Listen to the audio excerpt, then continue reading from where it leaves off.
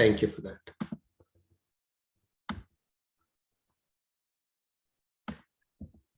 Hello and welcome.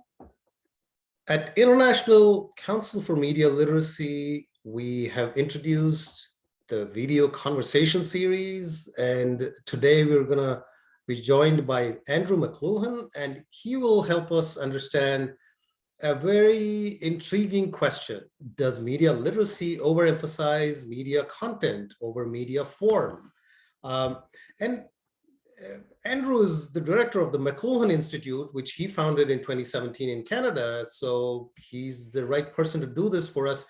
The Institute continues the work of his grandfather, Marshall, and father, Eric McLuhan. As a part of this institute, Andrew teaches an intensive course based on Marshall McLuhan's major 1964 work, Understanding Media, the Extensions of Man. Andrew is responsible for the inventory and evaluation of the Marshall McLuhan Library, or working library, now located at the University of Toronto. And it's now part of the UNESCO Memory of the World Registry. He's also associated with the Winnipeg School of Communication. And I would therefore like to welcome you to this conversation, Andrew. Thank you. It's a pleasure to speak with you today. Thank you. So it is hardly surprising, I think, to a lot of us that you should believe that the form of a medium is crucial in understanding media. But I also know that you believe that this particular aspect is missing from media literacy practice, and I'm really keen to understand how. So if you would take away the question, does media literacy overemphasize media content over form? Sure, I'd be happy to. I think it's a critical question, a crucial question. I did an article, well, just over a year ago now, called Macro Media Literacy. I've been struggling to find a term in order to enlargen the notion of media literacy. And as part of my research for that article, I did a survey of media literacy organizations and discovered, that there isn't one media literacy, but there are many ideas of media literacies. There's media and information literacy, digital media literacy, critical media literacy. And many of them amount to the same sort of thing, which is very much the concern with the uses to which media technologies, especially modern digital technologies, are put, and particularly to their effects on children, and the need to educate children in order to make them more aware of the environment that we live in. And this I see as critical work. It is important to know that there are people behind the various channels who have agendas, politically or commercially, and they're trying to persuade us to think or to buy or to do certain things. So naturally, we should equip our children with tools to be able to look a little deeper beyond the surface and rightfully question people's motives and agendas. This, however, is only part of the picture. And while it is a vital part of the picture, it's not the whole thing. As you mentioned, Marshall McLuhan was my grandfather, and he was one of the pioneers of media studies. And in McLuhan media studies, Marshall has this term, the medium is the message. And one of the ways he describes what that means is that the message of any medium is the change of scale or pace or pattern that it introduces into human affairs. And that's from his 1964 work, Understanding Media.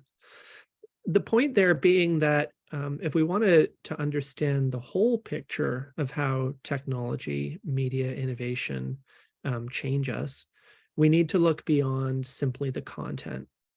The content is what's in our face, but technologies affect us on a deeper level as well, because they reshape who we are fundamentally as humans, sensorily, our perceptions, and they reshape us individually and collectively. And this happens not on the level of opinions or concepts or even content, but you know, on the meta or macro level from that. So for example, though you've been conducting these videos via Zoom, and people have been having meetings in school over the last 2 years over Zoom, it's not the content of those individual uses that have had the large effect reshaping us and how we do things.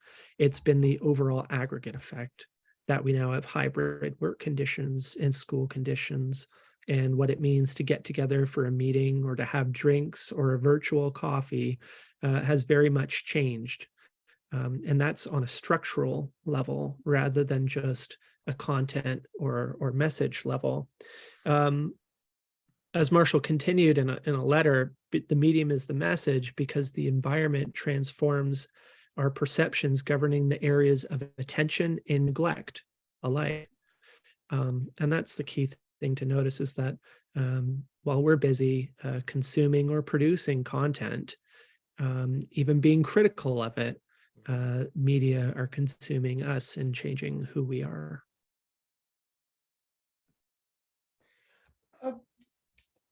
In that case, should we talk about ideology a little bit? Therefore, does this concept lead us to the notion that the ideology of technology or ideology of form is critical for educators to be aware of, and then to be able to transform that, like you use the word structural, because it's so structural, the decoding of that has been somehow limited to intellectual pursuit. Do you think, therefore, that when we talk about the ideology of form, it is possible to decode that or deconstruct that at a more mass level, and certainly at the level of younger folks? Yeah. I mean, it's easy to make this an unnecessarily over intellectual Sure. project or conversation. I think a key part of what sets aside McLuhan's ideas on technology from other more conventional ones is just what we consider to be a medium or a technology. And this helps when you're thinking about content, because, for example, in Laws of Media, the New Science, a work co-written by Marshall and Eric McLuhan, they defined a medium or a technology or innovation as anything that a human makes or does. So it's not simply communications media. And in fact, it helps to look at other things to understand how media affect us and societies existentially, regardless of content. Because take something like an air conditioner, right? Air conditioning is a quite impactful human innovation, and it's not too easy to get distracted by content and persuasion and propaganda with the air conditioner, but it's easy to see how the world has changed as a result of it. You know, air conditioning, without air conditioning, you can't have a building above, say, 10 stories, because, you know, you have to be able to open windows for air circulation. You know, the one easy way to understand just how deep we've gotten with any given technology is to take it away. And this was a key tool Marshall McLuhan used. So, for example, take away air conditioners, and how does that change society? Or take away Zoom, or take away anything, right? So, and the challenge here is I'm not sure media literacy has much to say about air conditioners. I was just going to say that how just to unpack media literacy in this, so how is media literacy failing us as far as looking beyond content and looking at the technology of it? So I think it's failing, and I don't like to use those terms because I'm not trying to say anything negative or pejorative about media literacy. I think it provides a very useful function and necessary function, but it's limited, as is, you know, McLuhan studies for that matter. prioritizing form over content. And keep in mind that Marshall McLuhan was an English professor.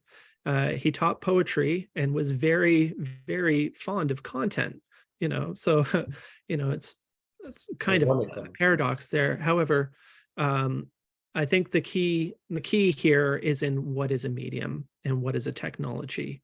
And the fact is that it's a lot more than just a channel which we use to communicate through.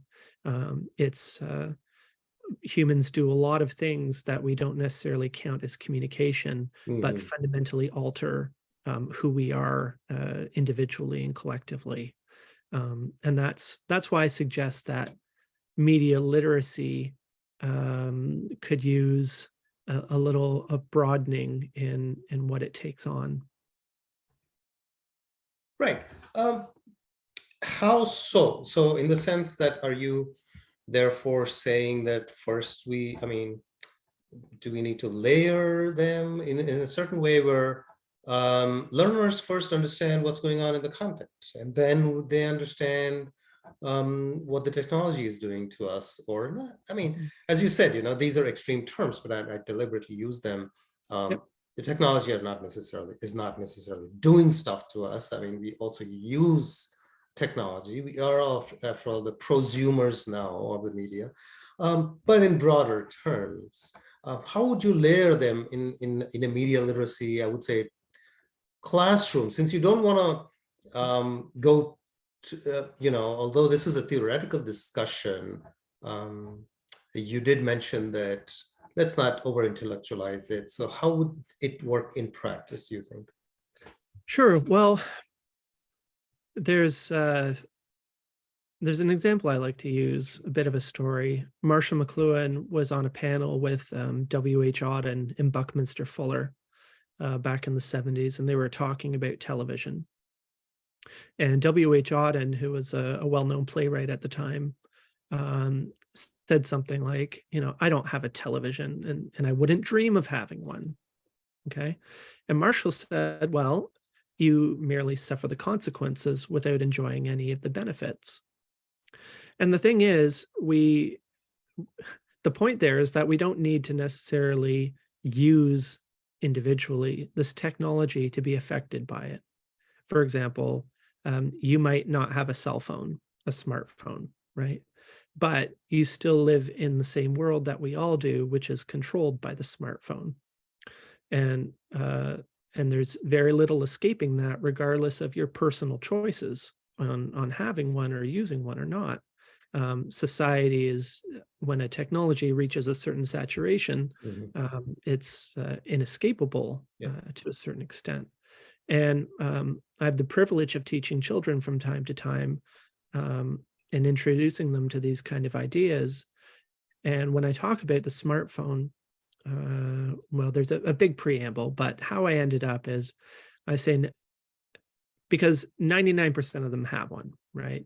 And when they wake up in the morning, it's to the alarm going off, or they check their notifications and they check this and that. And then even on the playground, they're checking things. And at night, it's to go to sleep from the gentle glow of their phone. And any question they have, they go to the smartphone.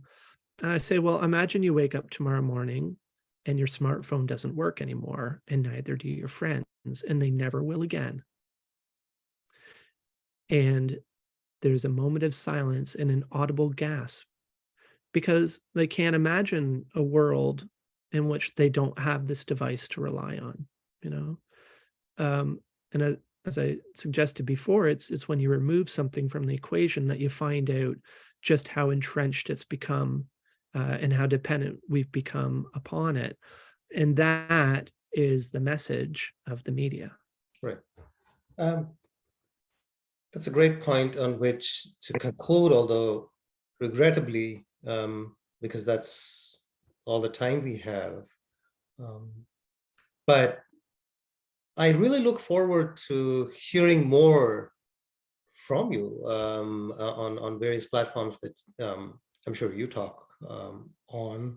And probably, I know that you conduct a very important course in understanding media itself, which is a very intensive course. And I really encourage folks to uh, uh, to find out more about it. And all you have to do is to go to your smartphone and use the Google to understand where it's at, right? So Andrew, thank you very much for the time and the lovely and somewhat different insights on media literacy. Thank you, Shashi. Appreciate it.